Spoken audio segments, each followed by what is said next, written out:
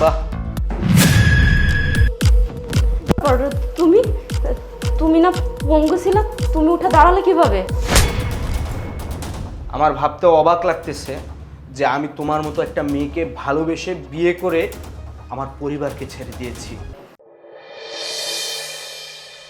শোনো, আমার মনে হয় না এই একই ছাদের নিচে থেকে তোমার সাথে আমার সংসার করার হবে। কেন? তোমার কিসের অভাব?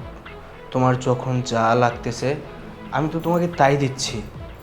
তোমার ভরণ পোষণ, যাবতীয় যা কিছু প্রয়োজন আমি তো সবই তোমাকে দিচ্ছি, তাই না? তাহলে তুমি কেন আমার সাথে এক ছাদের নিচে থাকতে পারবে না?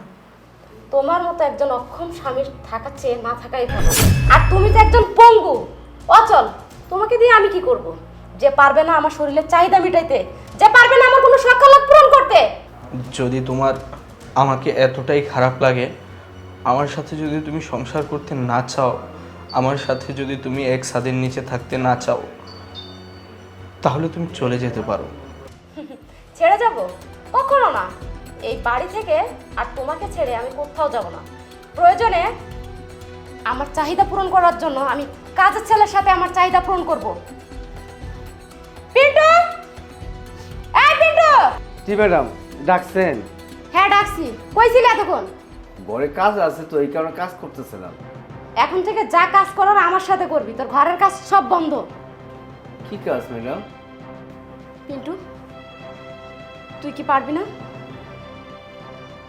আমার শারীরিক চাহিদা মেটাতে? কি রে, বল তুই পারবি না আমার চাহিদা পূরণ করতে? কি রে আমার মধ্যে যে তুই আমার শারীরিক চাহিদা পূরণ করতে পারবি না? সব কিছু আছে আমার কাছে। না ম্যাডাম, আমি সাহেবের সামনে এটা কেমনে করি? আমার দ্বারা এটা হইব না। তোর সাহেবের তো শুধু দেখার ক্ষমতা আছে, কিন্তু বলার ক্ষমতা আছে, কিন্তু কিছু করার ক্ষমতা নেই। না না ম্যাডাম, আমি এই কাজ করতে পারবো না। Madam, madam, madam, madam.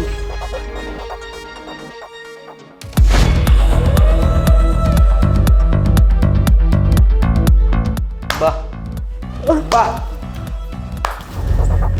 আমার দেখা ছাড়াও অনেক কিছু করার আছে, সেটা এখন তুমি দেখবে। আমার ভাবতেও অবাক লাগতেছে যে আমি তোমার মতো একটা মেয়েকে ভালোবেসে বিয়ে করে আমার পরিবারকে ছেড়ে দিয়েছি। কি করিনি আমি তোমার জন্য? তোমার জন্য আমি সব কিছু করেছি। তোমার নামে আমি ব্যাংকের মধ্যে টাকা রেখেছি, তোমার ভরণ পোষণ দিচ্ছি, কিন্তু সব কিছু পাওয়া সত্ত্বেও তুমি কি করলে? তুমি আমার সাথে বেইমানি করেছো। তুমি আমার সামনে একজন পরপুরুষের সাথে, ছি, আমি তোমাকে অনেক ভালোবেসেছিলাম, আর সেটাই আমার অন্যায় ছিল। আমি চাই তুমি তোমার সম্মান নিয়ে এই বাড়ি থেকে চলে যাও। দেখো, এই বাড়ি থেকে বের হয়ে আমি কোথায় যাব? আমার তো যাওয়ার জায়গা নেই। প্লিজ তুমি আমাকে ক্ষমা করে দাও, প্লিজ। আমি তোর কোনো কথা শুনতে চাই না। আমি তোকে বলেছি এই বাড়ি থেকে বের হয়ে যেতে, তার মানে তুই এই বাড়ি থেকে বের হয়ে যাবি। আর শোন, সবসময় একটি কথা মাথায় রাখবি, আল্লাহ চাইলে সুস্থকে অসুস্থ এবং অসুস্থকে সুস্থ করে দিতে পারে। আর আরও একটি কথা মনে রাখবি, আল্লাহ ছাড় দেয় কিন্তু ছেড়ে দেয় না।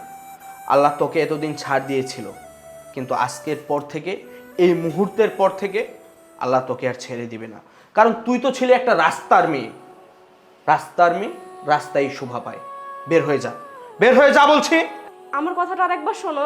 একদম চুপ, বের হ। সাহেব, আমার তো কোনো দোষ নেই সাহেব। আমি জানি তোমার কোনো দোষ নেই, তুমি যাও কাজ করো।